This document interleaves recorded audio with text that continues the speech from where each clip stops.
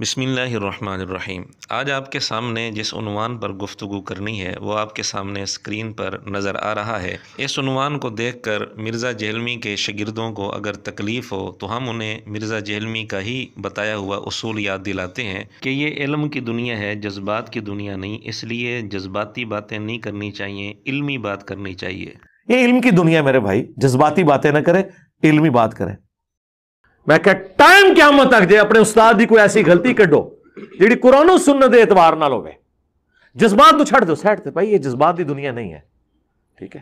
قرآن و سنت کے اعتبار سے کوئی فاش غلطی انشاءاللہ رجوع کریں گے، وہ غلطی نکلے گی تو ہمارے لیے تو فخر کی بات ہوگی، لیکن اس میں جو بھی رائے کوئی اختیار کرے وہ علم کی بنیاد پہ ہونی چاہیے، جذباتی ڈاکٹرائن نہیں ہونی چاہیے، علمی ڈاکٹرائن ہونی چاہیے۔ اس لیے مرزا جہلمی کے شاگردوں سے ہماری گزارش ہے کہ جذباتی دنیا سے نکل کر تھوڑی دیر کے لیے علمی دنیا میں آ جائیں اور ہماری بات کو ٹھنڈے دل سے سنیں۔ اگر علمی اعتبار سے ہماری بات میں غلطی ہو تو بتائیں، انشاءاللہ ہم رجوع کریں گے۔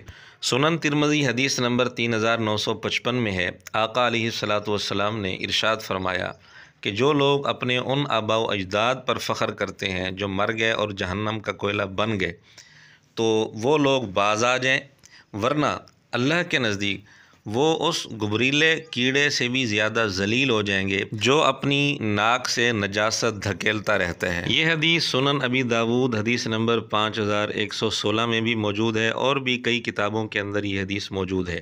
اس صحیح حدیث سے معلوم ہوا کہ جو آدمی اپنے کافر آباء و اجداد پر فخر کرتا ہے وہ گندا کیڑا ہے۔ اب ہم آپ کے سامنے ثابت کرتے ہیں مرزا جہلمی نے بارہا اپنے کافر منگول آباء و اجداد پر فخر کیا ہے۔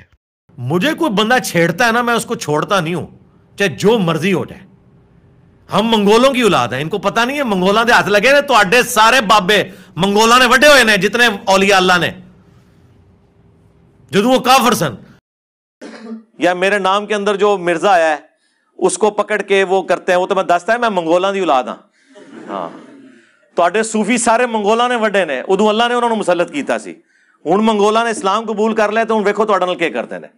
جن منگول آباء و اجداد پر مرزا فخر کر رہا ہے وہ یقیناً کافر تھے، اور کافر آباء و اجداد پر فخر کرنے والا صحیح حدیث کے فیصلے کے مطابق گندا کیڑا ہے، اور مرزا نے ابھی تک اس فخر سے رجوع نہیں کیا۔ اس لیے یہ کہنا بالکل درست ہے کہ مرزا جہلمی جہلم کا گندا کیڑا ہے۔ باقی جہاں تک مرزے نے یہ بات کی کہ منگولوں نے اولیاء کو ذبح کیا تھا، یہ کیا تھا، وہ کیا تھا، اس میں بھی مرزے نے بہت زیادہ غلط بیانی کی ہے۔ اولیاء تو منگولوں کے محسن ہیں، اولیاء نے محنت کر کے منگولوں کو اسلام میں داخل کیا تھا، اس لیے جو منگول مسلمان ہوئے تھے وہ اولیاء کی بڑی عزت کرتے تھے، احترام کرتے تھے۔ اس حوالے سے ہم کئی سارے کلپس بنا چکے ہیں جن کے لنکس آپ کو ڈسکرپشن میں یا کومنٹس میں مل جائیں گے۔